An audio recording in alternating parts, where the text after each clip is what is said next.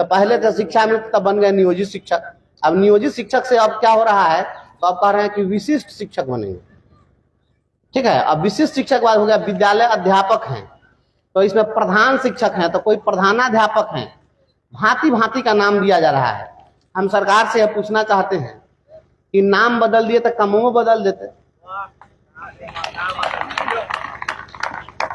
आप जब काम बदलवे नहीं किए तो नाम बदलने से क्या होगा। नवनिर्वाचित एमएलसी बंशीधर बृजवासी जिस तरीके से अपनी बातें रखते हैं उसे सुनकर मानो सत्ता में बैठे हुक्मरानों की अक्ल ठिकाने में आ जाए, मगर ऐसा होता नहीं है, खास करके अपने बिहार में, क्योंकि सत्ता में बैठे लोगों को अब शर्म नहीं आती है। वे कुछ भी करके सत्ता की कुर्सी पर जमे रहना चाहते हैं। जो वर्तमान स्थिति है अपने बिहार की, उसकी बातें यहां हो रही है, मगर अब ऐसा बहुत दिनों तक चलने वाला नहीं है। बिहार में राजनीति का दौर अब बदलेगा, बदल भी रहा है। वोट डालने वाले लोगों के सोच भी बदल रहे हैं और आगे और बदलाव दिखेगा, और इस बदलाव में बंशीधर बृजवासी अहम भूमिका निभाने का संकल्प लिया है। शिक्षकों की समस्याओं को लेकर शिक्षा जगत के जेन्युइन मुद्दे पर जिस बेबाकी से अपनी बात शिक्षक नेता बंशीधर बृजवासी रखते हैं, उससे स्पष्ट है कि शिक्षक नेता बृजवासी बिहार की राजनीति में एक बड़ा स्पेस लेने जा रहे हैं, क्योंकि चुनाव में बेमिसाल जीत के बाद बृजवासी सिर्फ शिक्षकों की पसंद नहीं रहे। अब वे अपने बेबाक अंदाज से युवाओं के दिल में भी बसने लगे हैं। जरा बंशीधर बृजवासी के इस वीडियो को पूरा देखिए, सारी चीजें स्पष्ट हो जाएगी। और टीचर जंक्शन यूट्यूब चैनल को पहली बार देख रहे हैं तो चैनल को सब्सक्राइब करें और बेल आइकन दबाएं, ताकि शिक्षकों की आवाज, शिक्षा की आवाज को इसी तरह आगे बढ़ाया जाए। आगे बृजवासी जी की आवाज। बस आप लोग इतना ही करिए। यहाँ जितने लोग हैं, आप लोग संकल्प लीजिए कि हम अपने बीच के व्यक्ति को ही विधायक बनाएंगे। यह तय करिए कि हम अपने बीच के बेटा को, भाई को ही विधान पार्षद बनाएंगे। आप तय करिए कि जो हमारे बीच रात दिन उठने बैठने वाला है, संघर्ष करने वाला है, हम उसको आगे बढ़ाएंगे, उसको मुखिया बनाएंगे, उसको जिला पार्षद बनाएंगे। यह नहीं कि हाँ वो जाके मुख्यमंत्री की कौन कितना परिक्रमा कर रहा है, किसके साथ कौन फोटो खिंचा के आ रहा है, इस पर जाइएगा सब गड़बड़ा जाएगा। क्योंकि अदम गोंडवी ने कहा है कि जितने हरामखोर थे कुर्बो जवार में, प्रधान बनकर बैठे हैं अगली कतार में। जितने हरामखोर थे कुर्बो जवार में, प्रधान बनकर बैठे हैं अगली कतार में। दीवार फांदने का जिनका रिकॉर्ड था, अब तो मंत्री बन रहे हैं, अब तो सरकार में। और काजू भुने प्लेट में और विस्की गिलास में उतरा है रामराज विधायक निवास में। तो इससे रामराज्य नहीं आने वाला है। आपको अपने बीच के लोगों को लाना पड़ेगा। हम शिक्षाओं की लड़ाई क्यों लड़ते हैं, हम इनके दुख दर्द को क्यों इतनी मजबूती से उठाते हैं, क्योंकि हम उसका सामना करते हैं, उसको हम फेस करते हैं, इसलिए हम उस चीज को उठाते हैं। आप सोचिए शिक्षकों की क्या स्थिति है, सरकार क्या कर रही है। पहले हम लोग थे शिक्षा मित्र, लड़ाई लड़े, अनशन की, और आई के लोग गए थे, बस भाड़ा करके गए थे 2006 में। यही जनवरी का महीना था, 23 जनवरी नेताजी सुभाष चंद्र बोस की जयंती के दिन से हम अनशन पर बैठे थे। यहाँ से लोग गए थे, लोग तो सोचे थे कि जाएंगे लौट के चले आएंगे। हम गए और कहे कि नहीं, जब तक मांग पूरी नहीं होगी जाना ही नहीं है। आर ब्लॉक चौराहे पर वहां पर सो गए, कड़ाके की ठंड। 12 दिन अनशन किए। शिक्षा में तो 11 महीने का था, परमानेंट करा दिए, तब उठ के आए। तो और आई के लोग हमेशा लड़ाई में रहे हैं। तो पहले तो शिक्षा में तब बन गए नियोजित शिक्षक। अब नियोजित शिक्षक से अब क्या हो रहा है, तो अब कह रहे हैं कि विशिष्ट शिक्षक बनेंगे। ठीक है, अब विशिष्ट शिक्षक बाद हो गया विद्यालय अध्यापक हैं, तो इसमें प्रधान शिक्षक हैं, तो कोई प्रधानाध्यापक हैं। भांति भांति का नाम दिया जा रहा है। हम सरकार से यह पूछना चाहते हैं कि नाम बदल दिए तो कामों में बदल देते। आप जब काम बदलवे नहीं किए तो नाम बदलने से क्या होगा। एगो आदमी था, उसका नाम था छेदिया, गांव में सबको कहे छेदी। तो जहां जाए तो कहे कि छेदिया छेदिया छेदिया, वो कहा हमको सब अपमानित करता है छेदिया कह के। तो कहा कि इससे मुक्ति कैसे मिलेगी, तो कोई सलाह दिया कि धर्म में बदल लो, नाम बदल जाएगा, तुमको लोग छेदिया नहीं कहेगा। तो कहा कि बढ़िया विचार है, हम अब हिंदू धर्म बदल के चल जाएंगे, हम मुसलमान हो जाएंगे। गया मौलाना के पास में, कहा कि हमको इस्लाम ग्रहण करना है। कहा कर लो, इस्लाम स्वीकार कर लिया। तो पूछा कि भाई अब नाम तुम्हारा क्या होगा, तो पूछा पहले क्या नाम था, तो कहा कि पहले नाम था छेदिया। तो कहा कि अब तुम्हारा नाम रहेगा सुराख अली। अभी जहां जाए वहां पर लोग कहे सुराख अली सुराख अली सुराख। अब पहुंच गया पादरी के पास में और जाकर के कहा कि अब हमको जो है इस्लाम धर्म भी छोड़ देना है, हम क्रिश्चियन बनेंगे। तो कहा कि ठीक है आओ, फिर उसकी जो धार्मिक क्रिया थी किया और कहा कि आज से अब तुम क्रिश्चियन हो गया, लेकिन बोलो तो तुम्हारा नाम फिर नामाकरण करना पड़ेगा, पहले क्या नाम था, कहा मेरा नाम था सुराख अली। तो कहा कि सुराख अली नाम था तो आज से तुम्हारा नाम रहेगा विलियम होल। अब बिहार की सरकार यही कर रही है, पहले शिक्षा मित्र, तो नियोजित शिक्षक, तो विशिष्ट शिक्षक, तो अशिष्ट शिक्षक, तो उत्कृष्ट शिक्षक, तो निकृष्ट शिक्षक, यही कौन पढ़ाएंगे, तमोआ वही कर रहे हैं। अब बार इसमें घुस जाइए, अब इस्तीफा देकर के अब नया ज्वाइन कर लीजिए। बिहार के मुख्यमंत्री जी जिस प्रकार से मुख्यमंत्री के पद से इस्तीफा देते हैं, आप फिर मुख्यमंत्री के पद पर ही शपथ लेते हैं, तो वही काम हम लोग का भी करवा रहे हैं। बार बार इस्तीफा दीजिए, आप फिर उसी पद के लिए शपथ ग्रहण कीजिए, यही सब चल रहा है। और राजनीति की भेंट चढ़ गया कर रहे हैं, एक अदद प्रमोशन नहीं मिला, बस यही हुआ कि छेदिया से सुराख अली, सुराख अली से विलियम होल, और प्रमोशन इनको नहीं मिला। हाई कोर्ट में हम केस किए, हम केस जीत गए। हाई कोर्ट में कहता है जो 3 महीना में हुजूर कर देंगे, 6 महीना में कर देंगे, फिर नहीं करता है। हम लड़ रहे हैं लगातार, आपकी लड़ाई होगी। जो लोग विशिष्ट शिक्षक बन गए हैं उनकी भी लड़ाई है, जो नहीं बने हैं उनकी भी लड़ाई है। पहले ये कह रहे थे कि 10 गो अनुमंडल का नाम दीजिए, अब 10 गो अनुमंडल चॉइस करते तो पूरे बिहार में घूमना पड़ता है। अब प्रधान शिक्षक के लिए आ गया है तो कह रहे हैं अब 3 जिले का ऑप्शन दीजिए। अभी 3 जिला का फिर जिला परिभ्रमण योजना शुरू किए। और शिक्षा विभाग जो है, शिक्षा विभाग का पदाधिकारी वो कसम खा लिया है कि मुख्यमंत्री नीतीश कुमार को कुर्सी पर से हटा देना है। और मैं बहुत विश्वास के साथ कह रहा हूं, शिक्षा विभाग के अधिकारी लोग मुख्यमंत्री को डिमोरलाइज करते हैं। हम मुख्यमंत्री के समर्थक हैं, इसलिए बोल रहे हैं इस बात। अगर मान लीजिए कि कोई व्यक्ति आपके चारों तरफ से अगर घिर जाए, आप अच्छा आदमी रहिए, चारों तरफ से गलत घिर जाएगा, तो स्वाभाविक है कि आप गलतियां कीजिएगा, लेकिन आदमी तो ठीक है। तो नीतीश कुमार आदमी ठीक है, लेकिन ये शिक्षा विभाग का जितना पदाधिकारी है उनको सही बात पता ही नहीं चलने देता है और उनको गुमराह करता है, उनको उल्टा पहाड़ा पढ़ाता है। सब शिक्षा विभाग का पदाधिकारी कहता है होली के दिन स्कूल खोल दो, तो होली के दिन स्कूल खोल दीजिएगा तो वहां पर बच्चा पढ़ने के लिए आ जाएगा।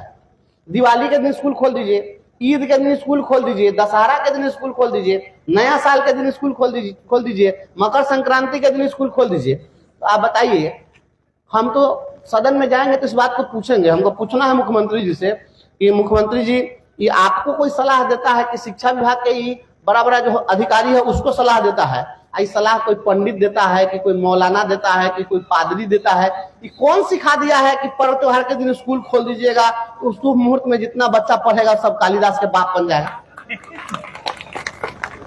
पर्व के दिन स्कूल खोल दीजिएगा तो बच्चा का ध्यान कहाँ रहेगा, पर्व त्योहार पर। अच्छा, होली जैसे त्योहार के दिन स्कूल खोला गया, बताइए इसको कौन जस्टिफाई करेगा? खुद मुख्यमंत्री भी जस्टिफाई करेंगे? अच्छा, एगो अगर हाथी के एगो पिलवान रहे तब ना, यहाँ तो एगो हाथी है 10 गो पिलवान बना दिया गया है, जरा मन आ रहा है वही वो नया नया बखेरा खड़ा कर दे रहा है। शिक्षा विभाग को इसी प्रकार से एक हाथी पर 10 गो पिलवान बहाल करके बर्बाद किया जा रहा है, और इसलिए किया जा रहा है क्योंकि गरीबों के बच्चों को ये लोग पढ़ते हुए देखना नहीं चाहते। अब शिक्षक सवेरे सवेरे भाग करके स्कूल पहुंचेगा ठंडा के दिन में। अभी देखिए खगड़िया में एक शिक्षक की मौत हो गई, तो सुबह सुबह कोई शिक्षक अगर भागते भागते स्कूल पहुंचेगा तो जाके दिन भर वो सांसें थामने में और अपने को रिलैक्स करने में दिन भर टाइम बिता देगा, वो पढ़ाएगा क्या? मानसिक रूप से कोई व्यक्ति नहीं जाए, भौतिक रूप से हम पहुंच जाए। हम यहाँ भौतिक रूप से आपके बीच खड़ा है, दिमाग मेरा रहे घर पर, तो आपसे हम क्या कनेक्ट कर पाएंगे? नहीं कर पाएंगे। शिक्षा, आशीर्वाद और प्रेम, ये 3 चीज दबाव में प्राप्त नहीं किया जा सकता है। कोई ऐसा आदमी का है कि पिस्तौल भिड़ा क्या कहे कि हमको आप चिरंजीवी होने का आशीर्वाद दे दीजिए, ये संभव है? कोई आकर जबरदस्ती कहे जो एकदम हम पिस्तौल गन पॉइंट पर आपसे हम पढ़वाएंगे, गन पॉइंट पर किसी टीचर को कहिए पढ़ाने के लिए, टीचर पढ़ा देगा? वो नहीं पढ़ा सकता है। शादी पकड़ुआ ब्याह जो होता है तो क्या करता है, कोई लड़का को पकड़ के ले आता है कि इस लड़की से शादी कर लेना है, आप विवाह करा दे सकते हैं, दोनों के बीच प्रेम पैदा आप नहीं कर दे सकते हैं। गन पॉइंट पर प्रेम पैदा नहीं हो सकता है। और ये हमारा जो बच्चों और शिक्षकों का जो संबंध है, वात्सल्य का स्नेह है, और वात्सल्य जो है ये शिक्षा विभाग का पिलवान से पैदा नहीं करेगा। यह शिक्षकों के मन में स्वतः जागृत होगा, स्वतः वह पैदा होगा। आप शिक्षकों को डिमोरलाइज करना और तंग करना बंद करिए। अभी नया तमाशा इन्होंने शुरू किया था वीडियो कॉल करने का। डायरेक्ट वहीं से फोन किया जा रहा है। फोन उठाइए, वीडियो ऑन कीजिए, दिखाइए तो आप क्या कर रहे हैं, बाथरूम जरा दिखाइए तो साफ है कि नहीं, दिखाइए तो खाना किधर बना है, कचरा किधर फेंका गया है, बोर्ड पर क्या लिखे हुए हैं। वीडियो कॉल कौन कर रहे हैं? तो सीधे राज्य के अपर मुख्य सचिव कर रहे हैं। पहली बात, किसी से आपकी जो बात हो रही है उसको रिकॉर्ड करना यह अपने आप में एक क्राइम है। यह क्राइम है कि नहीं बताइए? वो तो आईएएस हैं, हम तो बहुत आईएएस हम तो नहीं है, लेकिन वो आईएएस है तो उनको तो कम से कम पता होना चाहिए। तो वीडियो रिकॉर्ड करते हैं और उसको रिकॉर्ड करके सोशल मीडिया पर वायरल करते हैं, ठीक है। उसको दिखाना चाहते हैं, सस्ती लोकप्रियता के लिए हथकंडा है। और आज तक ये लोग नहीं दिखाया, इहो लोग वीडियो कॉल करके दिखाता कि इनके सचिवालय में क्या हो रहा है। कोई दिखाता है कि सचिवालय में क्या हो रहा है? कोई नहीं दिखाएगा। तो ये अपना नहीं दिखाएंगे, आपका देखेंगे। सबका थोबरा देखना चाहते हैं ये लोग। और क्या देख करके करेंगे क्या? तो ये सोचिए कि किसी, हम तो अपर मुख्य सचिव जी से मिलेंगे तो हम उनसे पूछेंगे कि वो आईआईटी किए हुए हैं और आईआईएम भी हैं। आईआईटी और आईआईएम दोनों, जो कि जिस दिन उनकी शादी हुई होगी, अगर ये आईएएस बनने के बाद भी अगर शादी हुई होगी, तो यो जिस दिन अगर 10 गो बड़ बुजुर्ग आके उनके बरतुहारी के लिए उनके दूरा पर पहुंच गया होगा और उनको सामने बैठा दिया होगा कि बउआ आवत, उनका थोड़ा सा कुछ सवाल जवाब करे के है, तो उस समय वो भी थकमका गए होंगे। क्या मैं सही बोल रहा हूं कि नहीं बोल रहा हूं? बताइए, साइकोलॉजिकल बात है कि नहीं? अगर 10 गो सामान्य बुजुर्ग भी आकर के बैठ जाएं, अब कितना पढ़ के लड़का आईआईटी करके और आईएएस पास करके आ गया है, बैठा दीजिए, तो उसके भी मन में भय पैदा हो जाएगा। और राज्य का अपर मुख्य सचिव किसको फोन कर रहा है, वीडियो कॉल कर रहा है? तो एक निरीह नियोजित शिक्षक को, जो किसी को फेस नहीं किया, सामान्य शिक्षक है, वो छोटा बच्चा को हर दिन फेस कर रहा है। अभी तक किसी का हार्ट अटैक नहीं हुआ, यही बहुत बड़ी बात है। शिक्षक कोई मर भी जाएगा डरे। और ऐसी अगर स्थिति बनेगी तो इसकी पूरी जवाबदेही अपर मुख्य सचिव की होगी। वो तो हदक से मर जाएगा, आदमी डर से मर जाएगा। अगर आप चाहते हैं तो अब मैं आता हूं बच्चों की शिक्षा पर। शिक्षकों के अधिकार की लड़ाई आपकी लड़ी जाएगी, हम लड़ेंगे, आप निश्चिंत रहिए। वह हमारे जीवन का मिशन है, हम उसके लिए जीते हैं, लड़ेंगे। आप लोग जितने लोग बैठे हुए हैं, शिक्षा पर जरा चर्चा करिए और शिक्षा को मुद्दा बनाइए चुनाव का। आने वाले समय में शिक्षा के मुद्दे पर चुनाव होना चाहिए। क्या मुद्दा होगा? अभी देश के प्रधानमंत्री कह रहे हैं 1 नेशन 1 इलेक्शन। अगर देश में हमारे देश के राजनेता 1 नेशन 1 इलेक्शन की बात करते हैं तो उनका अपना इलेक्शन वाला बात समझ में आ रहा है। आम आदमी को शिक्षा से मतलब है, तो शिक्षा क्यों समझ में नहीं आ रहा? मैं मांग करता हूं, इस देश के अंदर में अगर वास्तव में देश को आप विकसित बनाना चाहते हैं और देश के समाज के निचले पायदान के लोगों को आप आगे लाना चाहते हैं, तो इस देश में समान शिक्षा प्रणाली लागू करिए। एक देश, एक बोर्ड, एक सिलेबस, एक किताब, एक स्कूल, एक शिक्षक, एक व्यवस्था आप लागू करिए। रानी की हो या हंगी की संतान, सबकी शिक्षा एक समान। आप इसको लागू करिए। समान शिक्षा प्रणाली लागू होनी चाहिए, क्योंकि इस देश के अंदर बहुरंगी शिक्षा व्यवस्था चल रही है। 2 तरह की शिक्षा व्यवस्था होती तो 2 रंगी शिक्षा व्यवस्था कह देते, 3 तरह की होती तो 3 रंगी शिक्षा व्यवस्था कह देते। इस देश के अंदर बहुरंगी शिक्षा व्यवस्था चल रही है। अमीरों के बच्चे कहीं और पढ़ते हैं, गरीबों के बच्चे कहीं और पढ़ते हैं, मजदूरों के बच्चे कहीं और पढ़ते हैं, कॉर्पोरेट के बच्चे कहीं और पढ़ते हैं, ब्यूरोक्रेट के बच्चे कहीं और पढ़ते हैं, अरिस्टोक्रेट के बच्चे कहीं और पढ़ते हैं। अपने देश में आज सबसे ज्यादा अगर विषमता की खाई बढ़ी है और आज जो नौकरशाही हावी हो रही है, उसका सबसे बड़ा कारण, इस मूल कारण पर थोड़ा सा आप लोग फोकस करिए। इस देश के अंदर एक गरीब का दर्द राजा तब समझता था जब संदीपनी मुनि के आश्रम में राजा का बेटा श्री कृष्ण भी पढ़ता था और दरिद्र का बेटा सुदामा भी पढ़ता था।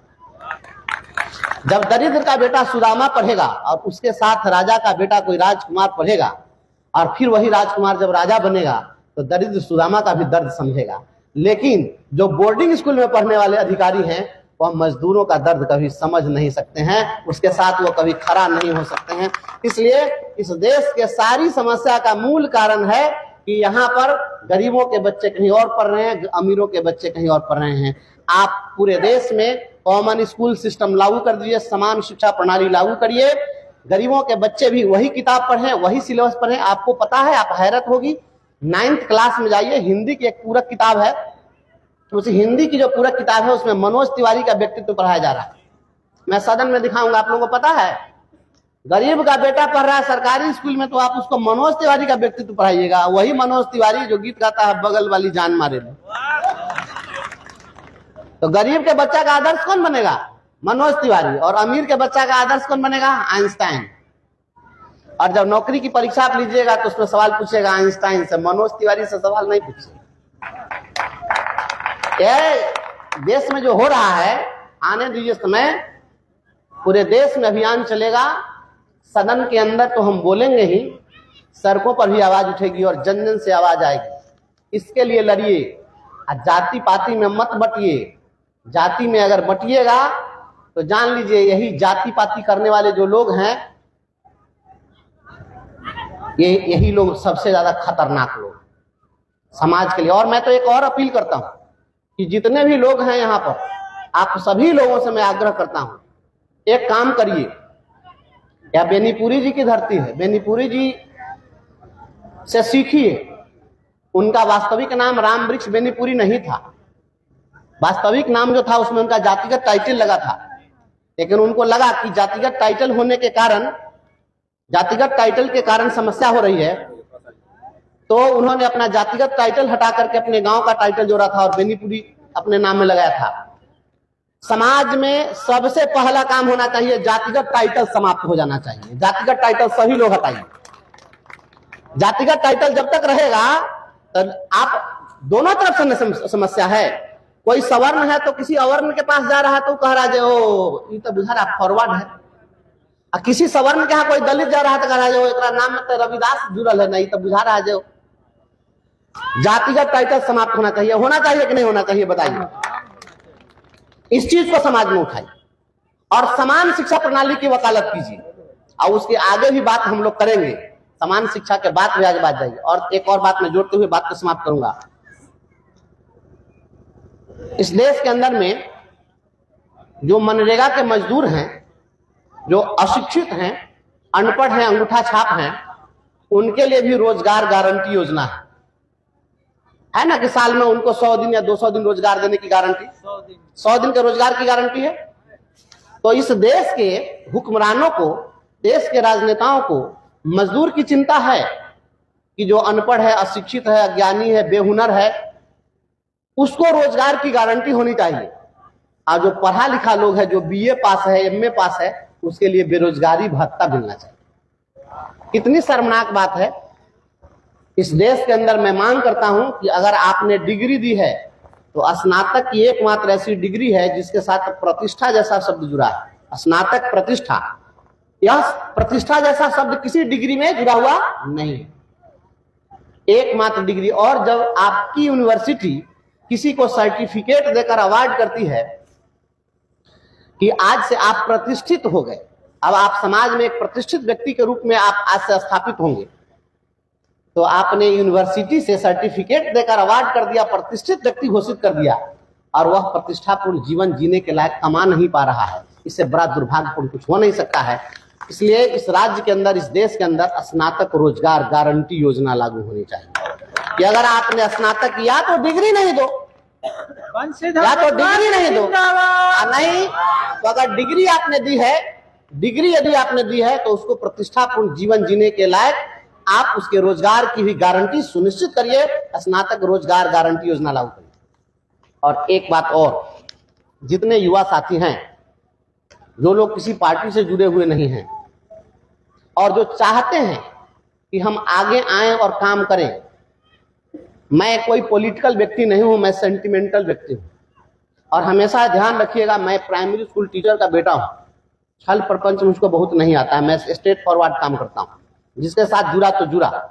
आप लोगों से एक बात कहूंगा, आप सभी लोग आगे आइए, एक जनवादी धारा बहानी है, जनवाद की धारा चलेगी।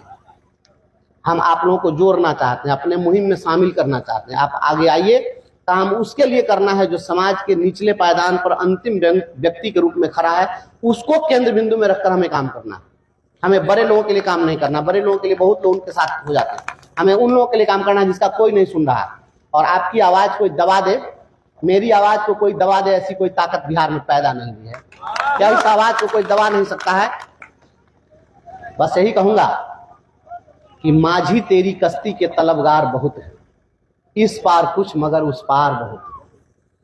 माझी तेरी कश्ती के तलबगार बहुत हैं, इस पार कुछ मगर उस पार बहुत हैं। जिस शहर में तूने खोली है शीशे की दुकान, उस शहर में पत्थर के खरीदार हो। और हम लोग की जो लड़ाई है, 4 लाइन हम लोग अपने गीत को गाते हुए समाप्त कर दें। दीनबंधु जी संघर्ष कर रहे हैं, संघर्ष के साथी को आगे बढ़ाना है। जो संघर्ष में आगे बढ़ेगा उसको साथ देना है। और संघर्ष का रास्ता हम लोगों ने क्यों चुना है, तो आप लोग मेरा साथ दीजिएगा।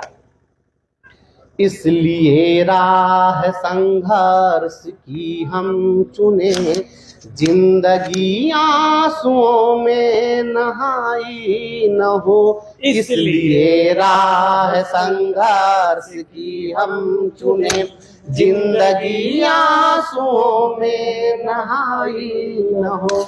शाम सहमी न हो, रात हो ना डरी, शाम सहमी न हो, रात हो ना डरी।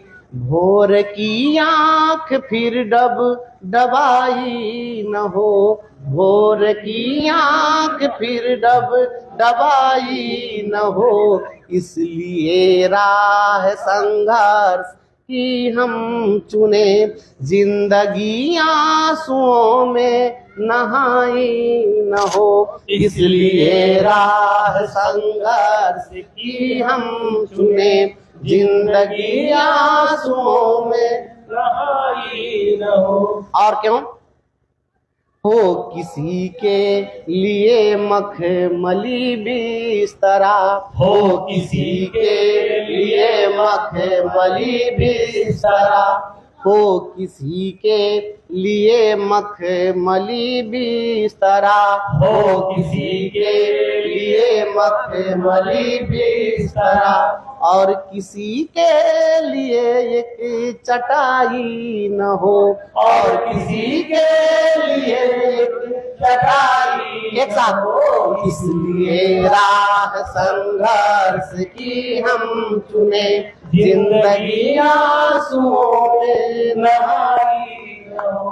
दम न तोरे कहीं भूख से बचपना, दम न तोरे कहीं भूख से बचपना, दम न तोरे कहीं भूख से बचपना, दम न तोरे कहीं भूख से बचपना। रोटियों के लिए फिर लड़ाई न हो, रोटियों के लिए फिर लड़ाई एक साथ हो। इसलिए राह संघर्ष की हम चुने, जिंदगी आंसुओं में नहाई न हो। न्याय पैसे के बदले न बिकता रहे, न्याय पैसे के बल पे न बिकता रहे, न्याय पैसे के बदले न बिकता रहे, न्याय पैसे के बल पे न बिकता रहे। अर्थियों पे दुल्हन की विदाई न हो, अर्थियों पे दुल्हन की विदाई न हो। इसलिए राह संघर्ष की हम चुने, जिंदगी आंसुओं में नहाई न हो। इसलिए राह संघर्ष की हम चुने, जिंदगी आंसुओं में नहाई न हो। इसलिए राह संघर्ष की हम चुने, जिंदगी आंसुओं में नहाई न हो। आप सभी